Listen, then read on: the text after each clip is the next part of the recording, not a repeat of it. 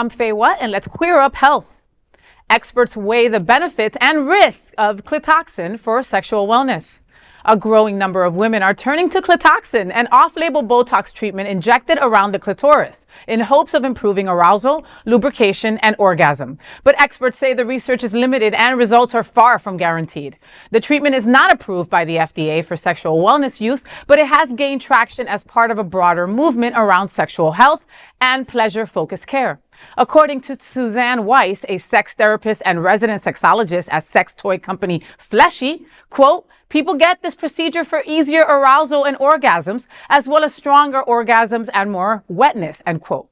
Aesthetic nurse practitioner Chris Bustamante says the injections may affect, quote, the autonomic nervous system, local blood flow, and neuromuscular signaling involved in arousal and orgasm, end quote. Though he cautions that evidence is still emerging. Experts also warn that Clitoxin is not a quick fix for sexual dysfunction or menopause-related symptoms. Bustamante says, quote, there are no magic shots, end quote, emphasizing the importance of full sexual wellness evaluations and communication between partners. Some specialists believe queer women may be more open to discussing treatments focused on pleasure and body autonomy.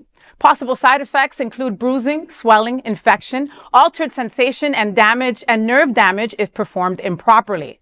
The procedure can cost between $1,000 and $2,500 and typically needs to be repeated every 3 to 6 months. Women, you know, we're smarter than dudes, all right? Let's be real, okay? Dudes inject things into their penis all the time for sexual satisfaction without even thinking about the side effects or things that can happen. We don't do that kind of stuff, women, especially down there. Be careful. And the fact that this is not FDA approved, like this is your personal area, you know. I've talked about ball maxing, you know, when they inflate your balls, right? Mm-hmm.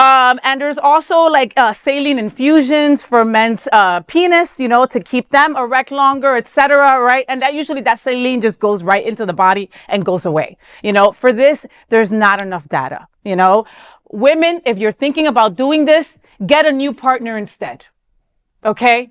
That is my advice for you. I don't want to speak for all women here. Obviously, that's your job. But no, I think part of the reason though that people are looking to do this off-label use is because there's not enough research into women's sexual health and women's sexual pleasure. And so you start going and trying for just about anything you can get. Yeah. That said, you got to remember things like Viagra was originally a heart medication, mm-hmm. and it quickly became the boner pill of choice, and that got FDA approval toot sweet. So I don't know if this is going to be safe ultimately or not, but let's at least get the research going. Let's get some more, like you said, let's get some data facts in here, because if it does work, there's a lot of people that are going to be helped. Mm-hmm. It always makes me wonder how these medical discoveries happen, because I know people, you know, they take Botox injections all the time. And then it became a trend where it's like, oh, if you're suffering from headaches and migraines, you know that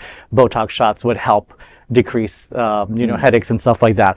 But like, who injected Botox into their roast beef to discover that, you know, this was something that can actually happen, you know? So it's kind of scary when it comes to, you know, these medical, quote unquote, medical discoveries. Mm-hmm. And then also the long-term effects of some of these things, because we never know what could happen 20, 30 years down the line. Well, I mean, and they said in the story, done improperly. That means somebody could do this improperly and or doing it themselves, mm-hmm. and causing some really irreparable damage down there. I mean, that's something that I would never explore myself, injecting anything into my sexual organs. But I think I can understand a little bit of you know, why we might look into something like this for women.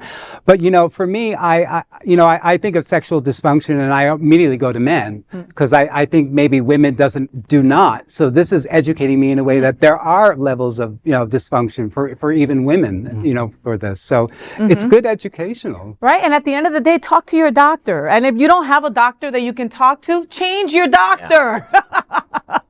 Yeah. Well, there is no other queer nonprofit media platform like this in the entire world. Support our LGBTQ stories by sharing them and subscribing to Queer News Tonight.